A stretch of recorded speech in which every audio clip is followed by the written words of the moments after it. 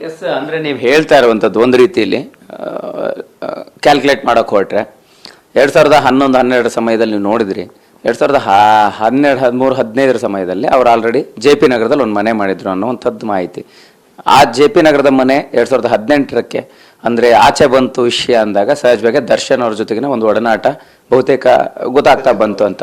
So ನಿಮಗೆ ಆ ಬಗ್ಗೆ ಮಾಹಿತಿ ಇತ್ತ? ಅದೇ ವಿಚಾರವಾಗಿ ಅವರು ಸಪೋರ್ಟ್ ಮಾಡ್ತಾ ಇದ್ದಾರೆ, ಅವರಿಗೆ ಒಂದು ರೀತಿ ಬೆಂಬಲವಾಗಿ ನಿಂತಿದ್ದಾರೆ ಅನ್ನೋಂಥ ರೀತಿಯ ಮಾತುಗಳು ಅವಾಗ ಕೇಳಿ ಬಂದಿತ್ತ ಹೆಂಗೆ? ಮೀಡಿಯಾದಲ್ಲಿ ಇದೆಲ್ಲ ಪ್ರಚಾರ ಆಗೋಕ್ಕಿಂತ ಮುಂಚೆನೆ ನಾವು ಕೇಳ್ಪಟ್ಟಿದ್ದು, ಬಟ್ ನಿಜ ಅಂತ.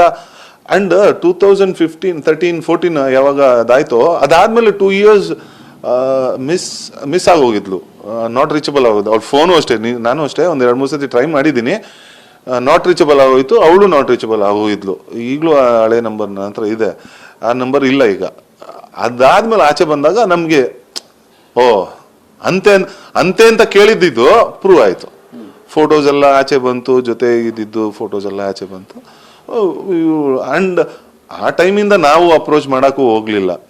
ಅಂಡ್ ಅವಳ ಆಟಿಟ್ಯೂಡ್ ಅಲ್ಲಿ, ವಿಡಿಯೋಸ್ ಅಲ್ಲಿ ಆಟಿಟ್ಯೂಡ್ ಎಲ್ಲ ತುಂಬಾನೇ ಚೇಂಜ್ ಇತ್ತು. ಆ ಪವಿತ್ರನೇ ಬೇರೆ ಇದ್ಲು, ಈ ಪವಿತ್ರನೇ ಬೇರೆ. ಈಗ ನಿಮ್ಮ ಸಿನಿಮಾದ ಮುಹೂರ್ತ ಟೈಮಲ್ಲಿ ತೆಗೆದಿರೋಂಥ ಒಂದಷ್ಟು ಫೋಟೋಸ್ ನೋಡಿದ್ರೆ ಪವಿತ್ರ ಅವತ್ತೇನು ತುಂಬ ದೊಡ್ಡ ಗ್ಲಾಮರಸ್ ನಟಿ ಆಗಿ ಕಾಣಿಸಿರ್ಲಿಲ್ಲ. ಸೊ ಬರ್ಬರ್ತಾ ಅವರ ಜೀವನ ಶೈಲಿ ತುಂಬ ಬದಲಾಯಿತು. ಸೊ ಈ ನಡುವೆ ಅದೇ ದರ್ಶನ್ ಅವರ ಪರಿಚಯ ಪವಿತ್ರ ಅವ್ರಿಗೆ ಆಗಿದೆ ಅನ್ನುವಂಥದ್ದು ನಿಮ್ಗೆ ಸಹಜವಾಗಿ ಒಂದು ಆಪ್ತ ವಲಯದಲ್ಲಿ ಚರ್ಚೆ ಆಗಿರುತ್ತೆ. ಅದ್ರ ಬಗ್ಗೆ ಮಾಹಿತಿ ಇತ್ತ? ಹೆಂಗೆ ಗೊತ್ತಾಯ್ತು? ಅದ್ರ ಬಗ್ಗೆ ಯಾವ ಥರ ಅವರು ನಿಮ್ಮ ಹತ್ರ ಮಾತಾಡಿದ್ರ ಏನು? ಸ್ನೇಹಿತರುಗಳು ನಾವು ಮಾತಾಡ್ಕೊತೀವಿ. ಈ ಥರ ಒಂದು ಡ್ರಾಸ್ಟಿಕ್ ಚೇಂಜ್ ಆದಾಗ ಯಾರೇ ಆಗಲಿ ನಾವು ಮಾತಾಡ್ಕೊತೀವಿ. ಅದು ಮೀಡಿಯಾದಿಂದ ಆಚೆ ಬಂದಾಗ ಇದು ಬರ್ತಾ ದೊಡ್ಡದೇ ಆಯ್ತಾ ಬಂತು. ಅವಳು, ನೀವು ಹೇಳಿದ್ರಿ ಅವಳೇನು ಗ್ಲಾಮರಸ್ ಇರಲಿಲ್ಲ. ಹೌದು, ಗ್ಲಾಮರಸ್ ಆಗಿ ನೋಡೋಕೆ ಒಂದು ಲಕ್ಷಣ ಅಂತ ಅದಿತ್ತು ಅಷ್ಟೇ ಹೊತ್ತು. ಆ ಗ್ಲಾಮರಸ್ನ ಅದು ದುಡ್ಡು ಬಂದಂಗೆ ಅವಳು ಗ್ಲಾಮರಸ್ ಜಾಸ್ತಿ ಆಯ್ತಾ ಹೋಯ್ತು. ಬಟ್ ಇವತ್ತಿನ ದಿನನೂ ನೀವು ಆ ಫೋಟೋಸ್ ನೋಡ್ಬೋದು, ಹಳೆ ಫೋಟೋಸು, ಅದಕ್ಕೂ ಅಯ್ಯೋ ಅಜಗಜ ಅಂತಾರ.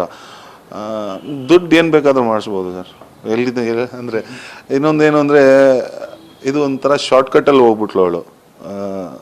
ಅವಳ ಇಂಟೆನ್ಷನ್ ಏನಿತ್ತು, ಅವಳ ಜೀವನದಲ್ಲಿ ಏನು ಸಾಧಿಸ್ಬೇಕು ಎಲ್ಲೋ ಕೇಳ್ಪಟ್ಟೆ. ಅವಳು ದೊಡ್ಡ ಬಿಸ್ನೆಸ್ ಮ್ಯಾನ್ ಆ ಥರ ಎಲ್ಲ ಇರಲಿಲ್ಲ ಸರ್. ಅವಳಲ್ಲಿ ಏನು ಡೆಡಿಕೇಶನ್ ಇರಲಿಲ್ಲ. ಲೈಫ್ ಒಂಥರ ಜಾಲಿ, ಈ ಥರ ಲೈಫ್ನ ಜಾಲಿಯಾಗಿ ತೊಗೊಂಡು ಮೂವ್ ಮಾಡೋ ಅಂಥ ಅವಳಿಗೆ ಒಂದು ಏಮ್ ಅನ್ನೋದು, ನಾನು ಇದನ್ನೇ ಮಾಡಬೇಕು ಅನ್ನೋದು ಇರಲಿಲ್ಲ. ಆ್ಯಕ್ಟ್ರೇ ಆಗಬೇಕು ಅನ್ನೋದು ಇರಲಿಲ್ಲ. ಆ ಥರ ಒಂದು ಡೆಡಿಕೇಶನ್ ಇರಲಿಲ್ಲ. ಆಸೆಗಳು ಎಲ್ಲರಿಗೂ ಆಸೆ ಇದ್ದೇ ಇರುತ್ತೆ. ಆ ಥರ ಅನ್ಕೊತೀನಿ ನಾನು, ನನ್ನ ಪ್ರಕಾರ. ಸರ್, ಈಗ ಆಕ್ಟಿಂಗ್ ಬಿಟ್ಟು ಬೇರೆ ಇನ್ನೇನಾದ್ರು ಮಾಡ್ತಾ ಇದ್ರ ಪವಿತ್ರ ಅವರು? ಅದ್ರ ಬಗ್ಗೆ ಮಾಹಿತಿ ಇತ್ತ? ಜೊತೆಗೆ ಸಹಜವಾಗಿ ಹೇಳ್ತಾ ಇದ್ರೆ ಅಂದ್ರೆ ಅವ್ರು ಬೇಗ ಕಾಂಟ್ಯಾಕ್ಟ್ ಬೆಳೆಸ್ಕೊಳ್ಳೋದ್ರಲ್ಲಿ ಒಂದಿಷ್ಟು ಪರಿಣಿತಿಯನ್ನು ಹೊಂದಿದ್ರು.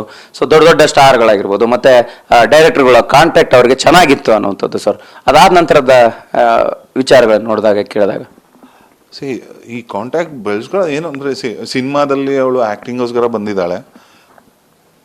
ನಾನೇ ಹೇಳ್ತಿದ್ದೀನಲ್ಲ, ನಮ್ದೊಂದು ನಾನೇ ಈ ಥರ ಅವಳು ಆ್ಯಕ್ಟರ್ ಪರ್ಫಾರ್ಮರ್ ಅಲ್ಲ ಅಂತ ನಾನು ಹೇಳಾದ್ಮೇಲೆ ಯಾವ ಡೈರೆಕ್ಟ್ರು ಚಾನ್ಸ್ ಕೊಡಲ್ಲ ಅನ್ನೋದು ಒಂದು ನನಗಿದು.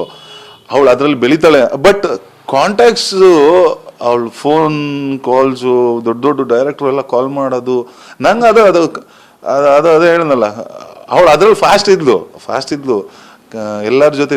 ಬಟ್ ಬೇರೆ ಇದು ಬಿಟ್ಟರೆ ಬೇರೆ ಬಿಸ್ನೆಸ್ಸು, ಈಗ ಏನೋ ಒಂದು ಏನು ಮಾರ್ಟದು ಏನೋ ಬಿಸ್ನೆಸ್ ಮಾಡ್ತಿದಾರಲ್ಲ ಈಗ, ಅದು ಫ್ಯಾಷನ್ ಡಿಸೈನಿಂಗ್, ಅದೆಲ್ಲ ಏನು ಇರಲಿಲ್ಲ ಸರ್. ನಮ್ಮ ಜೊತೆ 3 ವರ್ಷ ಏನಿದ್ಲು ಆ ಥರ ಎಲ್ಲ ಏನು ಇರಲಿಲ್ಲ. ಅವಳು ಫ್ಯಾಷನ್ ಡಿಸೈನರ್ ಅಂತ ಅನ್ಸ್ಕೊಂಡಿರಲಿಲ್ಲ. ಇಲ್ಲ, ಓನ್ಲಿ ನಮ್ಗೇನಂದ್ರೆ ಅವಳು ಆ್ಯಕ್ಟಿಂಗ್ ಮಾಡೋಕ್ಕೆ ಬಂದಿದ್ದಾಳೆ, ಆ್ಯಕ್ಟಿಂಗಲ್ಲಿ ಮುಂದುವರಿಸ್ಬೇಕು ಅಂತಿದ್ದಾಳೆ ಅನ್ನೋದು ಮಾತ್ರ ಗೊತ್ತಿತ್ತು ಹೊರತು ಬೇರೆ ಬಿಸ್ನೆಸ್ಸು ಅದ್ರ ಬಗ್ಗೆ ಎಲ್ಲ ಐಡಿಯಾ ಇರಲಿಲ್ಲ.